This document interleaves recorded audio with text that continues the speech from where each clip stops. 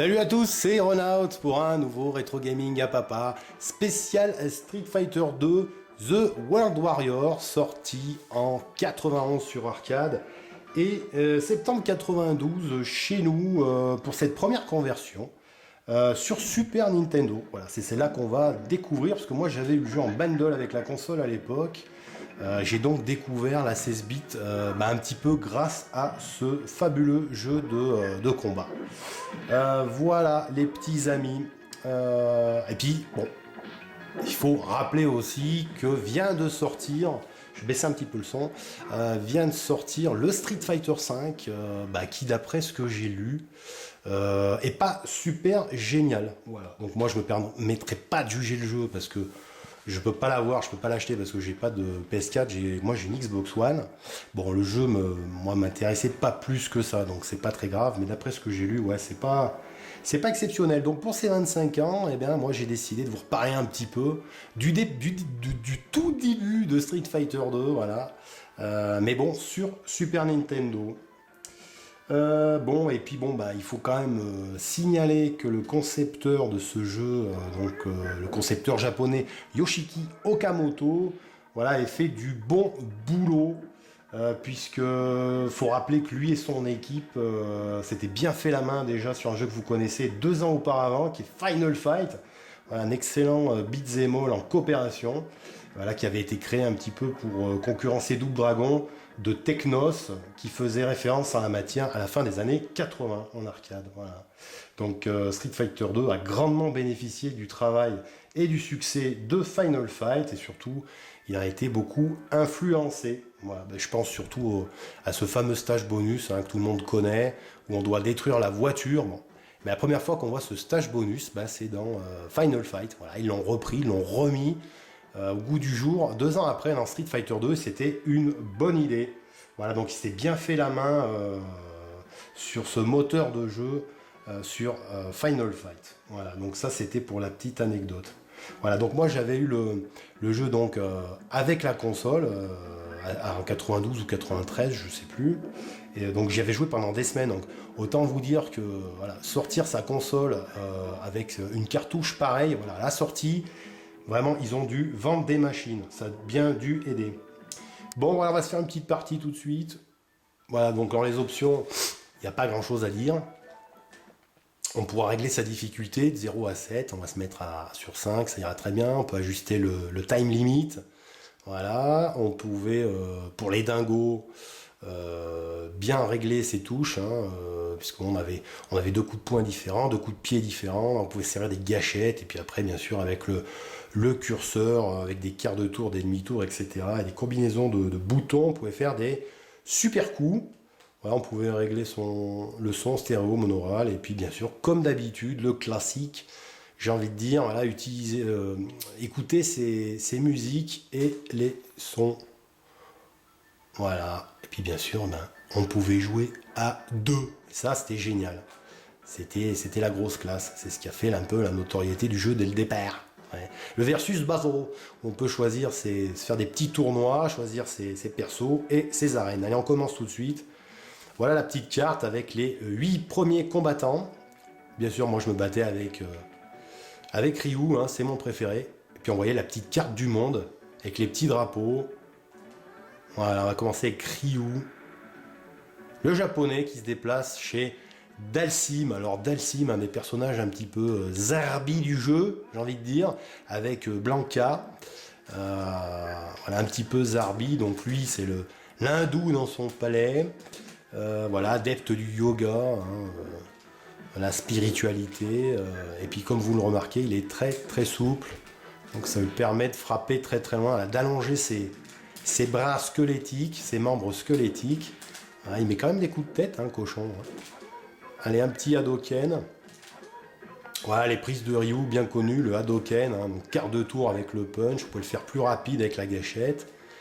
Et puis il y avait je sais pas si je vais pouvoir vous le montrer, c'était hop. Non. Oui, le fameux Shoryuken, le Dragon Punch. Voilà, où on montait comme ça, on faisait un gros uppercut. Voilà, combinaison, coup de poing, coup de pied. Voilà. Donc bien sûr, Les combats se faisaient en 2 rounds. Donc j'ai gagné le premier round, on le voit bien en haut à gauche. À côté de ma barre d'énergie, elle est les 2 petits doigts levés. Voilà, fabuleuse arène. Voilà, avec les éléphants dans le palais. Magnifique. Alors pour la petite histoire, bien sûr, hein, le jeu était très fidèle, était très beau sur Super NES à la sortie. Mais bon, c'est sûr que c'était pas aussi comme d'habitude, hein, c'était pas aussi bien que l'arcade. C'était fidèle, mais c'était pas aussi bien. Puis bon, on était sur une petite cartouche, hein, donc fallait faire rentrer toute cette puissance dans cette petite cartouche. Donc ils avaient fait des concessions. Alors on a des digits vocaux en moins. Les graphismes sont un petit peu moins fins. Bon, même si les sprites sont quand même d'assez bonne taille, assez colorés. Mais bon, on enlevait un petit peu des éléments du décor, des digits vocaux. Voilà. On gagnait de la place comme on pouvait. Salut Dalsim. Et puis bah là, par exemple, en arcade, dans cette arène, il y a 3 éléphants. Et là, ils en ont mis que 2. 2 de chaque côté. Normalement, il y en a 6. Voilà. Donc ça, ça fait partie des petits trucs quand vous connaissez toutes les versions. You must defeat my Dragon Punch to stand a chance. Voilà. Et on part en Chine avec la belle Chun-Li qui était pareil, voilà, une des premières filles, premier personnage féminin dans un jeu de combat. Puis c'est la seule hein, dans ce jeu-là, donc c'est elle qui a inauguré un petit peu le truc, quoi. Parce que bon, c'est vrai que c'est un peu macho, hein, ces jeux de combat, ces jeux de street fight. Hein. Il y aura quand même eu une fille au départ, hein, donc c'était quand même une bonne idée. Puis elle est vraiment belle, elle est vraiment originale, quoi. Cette petite chinoise là, qui se bat dans la rue chez elle. Voilà, regardez l'animation dans les décors, c'est très fourni. Là, on voit les commerces, la gonzesse qui lave son linge et puis les vélos qui passent. Voilà. Petite rue chinoise avec les commerçants. Voilà, ça c'est le truc aussi qui a fait vraiment la renommée graphique du jeu, l'ambiance du jeu. Voilà pour les personnages, donc bon, moi j'ai pris Ryu et puis il y a son pote Ken, donc lui, bah, il est en kimono comme vous, il se bat comme vous, hein, c'est un karatéka. Hein. Bon, bah, j'ai gagné avec le time limit, bon, bah, tant mieux. Voilà, salut Chun-Li. Vous voyez donc Ken qui est un petit peu comme vous en kimono, bon, ce sera les mêmes prises. Hein. Voilà, bon, il n'y a que l'histoire du perso qui change, quoi, mais bon, ce sera le même Dragon Punch, les mêmes prises, quoi, voilà. Ken l'américain contre Ryu le japonais, voilà. Un petit peu plus sérieux lui. Ouais, sautait dans tous les sens, hein, la mère Chun-Li. Hein. Elle était pas trop dur à battre, il fallait l'attendre comme ça et puis lui asséner un coup de poing dans les reins. C'était pas bien sympa mais efficace, quoi. Voilà, hop. Termine au coup de pied. Allez, viens. Hop. Salut ma chérie. Bon, voilà. Donc voilà, Ryu et Ken, et puis après les 2 personnages un peu zarbis du jeu, donc Dalsim et Blanca. Donc Blanca, cette espèce de primate vert poilu qui vit en Amazonie, qui se bat en coup de roulade, et puis il vous électrifie. Bon, voilà, c'est un peu spécial, mais bon, voilà, ça donnait un petit peu d'exotisme au jeu. Voilà, on va voir tout de suite Zangief, hein, des personnages un petit peu lourdeaux du jeu, un peu lourdingues. Voilà, avec Honda, le Sumotori, voilà, c'est les 2 personnages un peu... Alors très sympa là le camarade russe là, le catcheur russe, très sympa. Alors bon, se battre en slip comme ça devant ses potes, slip et bottes rouges, bon, c'est un peu ridicule quand même. Enfin bon. Bon, enfin c'est comme ça que les Japonais voyaient un petit peu le folklore un petit peu dans chaque pays. Bon voilà, en URSS ils voient les catcheurs comme ça. Bon voilà. Hein. Donc il se bat dans une usine, voilà, avec ses potes alcooliques apparemment, hein, ils boivent au boulot, les gars. C'est sympa l'URSS quand même. Hein. Voilà. Donc voilà pour ce personnage un petit peu atypique aussi. Voilà, puis on verra après certainement le père Honda, le Sumotori japonais, dans la plus pure tradition japonaise, hein, qui se bat dans sa salle de bain. C'est assez rigolo aussi. Les arènes sont vraiment très belles, très colorées, très animées. Ouais, ça a vraiment... Puis bon, moi j'ai envie de dire quand même que voilà, ça a quand même poussé la Neo Geo et SNK qui était un petit peu la console du jeu de combat, hein, c'est la référence. Street Fighter, c'est un peu le jeu qui a poussé SNK et Neo Geo à se transcender pour pondre des bons jeux de baston. Parce que franchement, les jeux de baston ont été bons à partir quand Street Fighter 2 est arrivé, quoi. Quand ils nous ont sorti le Fatal Fury Special, bon bah là ça y est, ça commençait à rivaliser un petit peu avec Street Fighter 2. Hein. Mais bon, avant c'était pas gêne. Donc Capcom là vraiment a pondu un truc là. Donc merci Yoshiki Okamoto et son équipe là, parce qu'ils nous ont pondu vraiment un jeu très original. Vraiment, ça a vraiment mis. Ah bah voilà le père Ken, l'américain. Ah, il commence à me faire des shoryuken, mais il me touche pas, le gars. Voilà, moi aussi, je sais faire. Voilà, puis il y avait un petit peu d'interaction avec le décor. Je vais essayer de vous montrer. Il y avait des bidons et des caisses. Bon, c'était marrant. Mais petite projection. Voilà, on pouvait finir les persos, les balancer dans les caisses. Alors voilà, ça finissait bien le combat, quoi. Tiens, voilà, j'ai pété les bidons avec mon uppercut. Un petit peu d'interaction avec les décors, voilà, regardez les bateaux en fond avec le drapeau qui bouge, le bateau qui monte et qui descend au rythme de la houle. Là, c'était plutôt bien foutu, faut reconnaître. Non, c'était vraiment pas mal. C'était vraiment bien, c'était vraiment bien. Alors, je vais pas dire que c'était mieux avant, hein, mais bon, à l'époque, c'était mieux que Street Fighter 5. Hein, je suis désolé, on découvrait, et puis c'était vraiment de la grosse balle, quoi. Aïe. Attends, bouge pas. Voilà, t'as vu? Direct, moi je t'ai pris en l'air, je t'ai fait voler. Voilà. Bon, puis après, bon, pour le scénar, il y a pas, je vous ai pas raconté, mais enfin, il y a pas grand chose à dire. Bon, voilà, 8 combattants, les 8 meilleurs combattants du monde. Et puis, ben, le gros méchant, Bison, le gros mafieux qui détient tout, qui a ses hommes de main, tout le monde est à sa botte, il s'ennuie un petit peu, puis il va organiser ce gros tournoi de Street Fight, un bonus stage, avec les briques. Bon, ça c'était un bonus stage vraiment pour la Super NES, parce que je m'en souviens pas du tout en arcade, je l'ai refait il y a pas longtemps sur PSP, je crois. Bon, j'aurais préféré qu'ils gardent le bonus stage avec les tonneaux, c'était quand même un petit peu plus vivant. Mais bon, comme je vous l'ai dit, voilà, perfect. Ils étaient obligés de faire des concessions pour la cartouche. Voilà, puis bon, pareil, là, le perfect, on l'a pas, les digits vocaux, ils en avaient enlevé quand même pas mal.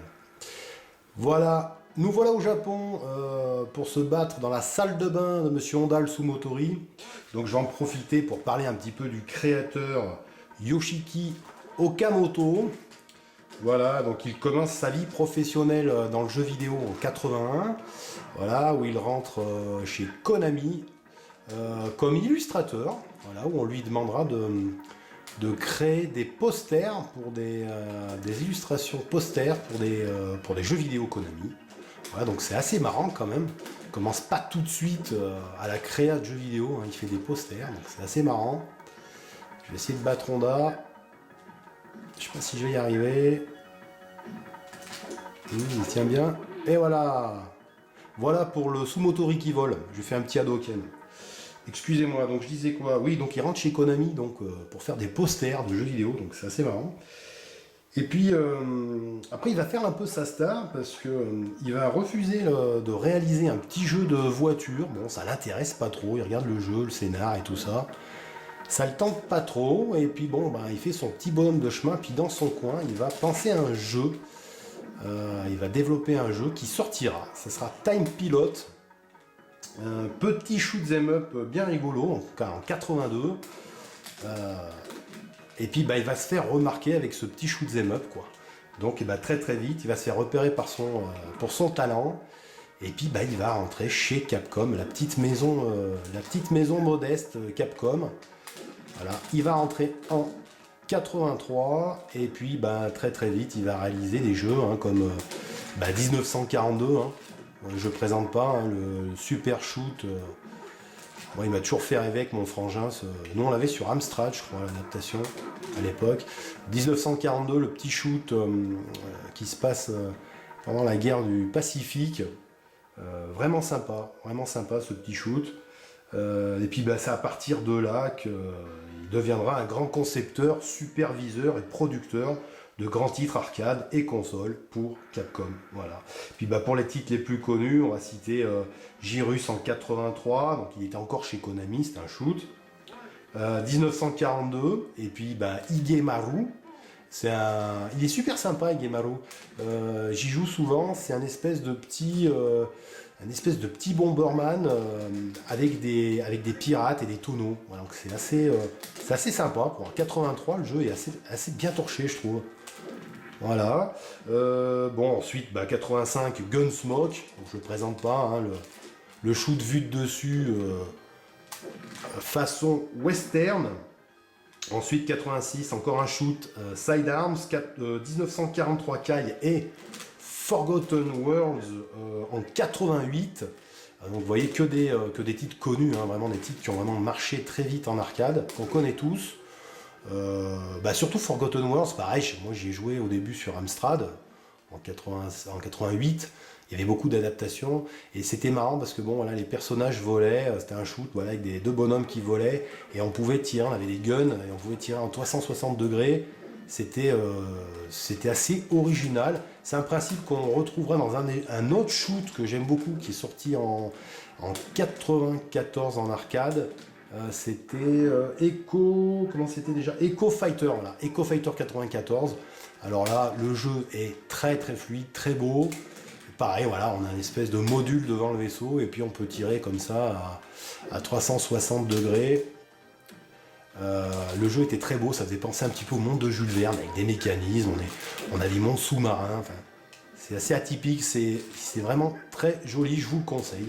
Voilà, puis il y avait quoi aussi en 88, il y avait Willow, le film tiré le jeu, pardon, tiré du film de Terry Gilliam, qui est assez sympathique aussi, on peut jouer les deux protagonistes du film, Pang et Yoon Squadron, voilà pour les années 80, puis ensuite 90, signera Magic Sword, Three Wonders, et puis ce fameux Echo Fighter, moi je vous le conseille, qui est vraiment génial, ce magnifique shoot, etc., etc. Donc il y aura beaucoup de shoots, beaucoup de jeux d'action plateforme, ça sera la signature Capcom. Voilà, donc merci à notre ami Yoshiki Okamoto et ses équipes, hein, parce que bien sûr il n'était pas tout seul, hein. Il a démarré tout seul et puis très très vite il s'est bien entouré. Comme pour Street Fighter 2, il a trouvé vraiment une équipe. Il a mis en concurrence des jeunes talents complètement barrés pour réaliser et dessiner chaque personnage. Et franchement, ça se sent bien dans le jeu, quoi. Voilà, donc Guile, l'américain, je vous en avais pas parlé. Le Marines, voilà, je vais bien casser la bouche aux Marines avec son Sonic Boom. Mais le Sonic Boom, il n'a pas pu faire grand chose. Voilà, et puis le fameux Blanca avec Dalsim, donc je vous disais le personnage un petit peu bizarre du jeu. C'est pas trop ce qu'il fout là, il est bien fait, hein, une espèce de primate vert tout poilu, voilà, qui fait des roulades dans tous les sens, qui fait un peu de la capoeira dans son Amazonie natale. Voilà, cette espèce de bête. C'est pas trop d'où il sort. Bon, bien sûr, il n'y a pas un gros scénar, hein, comme je vous l'ai dit, mais enfin, chaque personnage, bien sûr, a une dent contre Mister Bison. Hein, il a certainement fait des crasses à tous ses persos. Donc, ils vont bien sûr tous vouloir remporter le tournoi, pas pour l'argent, bien sûr, mais pour battre Bison, hein, soit par vengeance, soit par... à chaque fin avec les personnages, pardon, on pourra voir l'histoire de chaque protagoniste que vous aurez choisi. Voilà, donc l'arène toujours aussi jolie avec les nuages en fond qui bougent. Ce qu'on n'avait pas dans la version Mega Drive qui est sortie un an ou deux après, là, la Champion Edition sur Mega Drive, qui est pas mal, hein, qui est assez fidèle, bon, beaucoup moins de couleurs, hein, sur la Mega Drive, donc le jeu est un petit peu plus flashy, il est aussi beaucoup plus pixelisé. Par contre, voilà, le jeu à toutes les digits vocaux. Il y a peut-être un peu moins d'animation aussi. Sur la version Mega Drive, il y a l'intro du départ qui manque sur Super NES. Puis le jeu aussi, on a la possibilité sur Mega Drive de régler sa vitesse de jeu, ce qu'on avait eu après dans Street Fighter 2 Turbo. en équivalent. Bon, voilà. Mais la version Mega Drive, je vous la conseille, elle est pas mal. Hein. Elle est un peu moins fine graphiquement, puis ce qui pêche surtout, c'est la musique sur Mega Drive. Sur Mega Drive, les sons sont dégueulasses. La musique, c'est de la cacophonie. Bon, le chipset, aïe aïe aïe, le chipset sonore de la Super NES, là, il faisait vraiment le boulot, quoi. Parce que les musiques Capcom, c'est vraiment de la balle, là. Ils ont réussi à bien retranscrire les musiques et les sons. Ah, quand on met un coup de poing, vraiment, ça a vraiment de la patate. Puis les musiques suivent bien derrière. Donc voilà. Voilà donc pour Street Fighter et puis l'histoire un petit peu de Capcom et puis de ce grand programmeur Yoshiki Okamoto et son équipe qui nous a pondu vraiment des super titres arcade. Donc voilà, bah, juste le temps de vous montrer, quand vous avez battu tous les 8 personnages, et bien vous avez l'apparition des 3 premiers boss, donc Balrog, on a bien copié, la tronche bien copiée sur Mike Tyson. Voilà le boxeur déchu, voilà, qui se bat dans la rue aujourd'hui, qui fait un peu le clochard, qui fait un peu les basses besognes pour Monsieur Bison. Puis après, bien sûr, vous aurez l'espagnol Vega, espèce de matador gay. Voilà, mais bon, personnage aussi un peu atypique, vraiment très original. Une arène très colorée, très jolie en Espagne. Et puis là, on finira bien sûr avec Sagat en Thaïlande, les 2 dernières arènes en Thaïlande avec Sagat. Voilà, qui se bat façon Muay Thai, qui est très puissant, vraiment, très costaud. Et puis on finira avec Monsieur Bison, bien sûr, le tueur. Bon, voilà, je vais pas vous en montrer encore beaucoup. On va faire une petite pause. Non, je vais essayer de tourner le jeu, je vais faire un petit reset. Voilà, et puis je vais, comme d'habitude, vous faire un petit medley de ce que j'ai, moi. Ce que j'ai fait à l'époque. Donc bien sûr, elle est moins bien, mais je vous la conseille quand même. Voilà, le Street Fighter 2 spécial Champion Édition sur Mega Drive. Voilà, il est quand même sympa. Voilà, il est sympa. Bon, par contre, il faut avoir une manette spéciale avec tous les boutons. Parce qu'une manette Mega Drive de base, vous allez vous emmerder avec Start pour switcher sur les coups de poing, coups de pied. C'est un peu la merde. Mais le jeu est pas trop mal. Voilà, et puis ensuite, bon, moi, je n'avais pas acheté tous les turbos, les hyper, les super Street Fighter. Mais par contre, j'avais beaucoup aimé la série des Street Fighter Alpha, notamment le 2 et le 3, surtout le 2. Bon, là, j'ai le 3 sur PlayStation, il est vraiment... C'est très classe, c'est vraiment... Graphiquement, c'est vraiment très beau, donc je vous le conseille. Énormément de personnages, ça pète bien, vraiment. C'est d'excellentes suites. Moi, j'adore les Street Fighter Alpha. Enfin, c'est les zéros au Japon et Alpha chez nous. Voilà, et puis pour redécouvrir Capcom... Et puis tous les plus grands titres Capcom arcade des années 80-90, bah, moi j'ai une petite compile sympa, voilà, Capcom Génération avec 4 CD avec les plus grands titres. On retrouve le Chevalier Arthur, The Ghost and Ghost, voilà, plein de belles choses, des très vieux jeux. Et puis surtout, ça je suis content de l'avoir, et puis je vous le conseille, si vous avez une PSP, eh ben, c'est les Capcom, voilà. Classique Collection, ça c'est fantastique, je vous le conseille. On retrouve vraiment tous les vieux titres, les Forgotten Worlds, le premier Street Fighter, Three Wonders, Vars, voilà, vraiment Final Fight, Forgotten Worlds, 1942, Sidearms, vraiment des très belles, des très beaux titres arcade de notre ami Yoshiki Okamoto, et puis aussi, voilà, Classique Collection, Capcom Reloaded. Voilà. Et bien voilà, merci Capcom et merci Street Fighter 2 de nous avoir fait rêver en 93. Moi j'étais un ado et quand j'ai vu ça dans ma chambre, sur ma télé, j'ai halluciné d'avoir l'arcade à la maison. J'espère que ce rétro gaming à papa vous a plu. Je vous dis à très bientôt. Salut!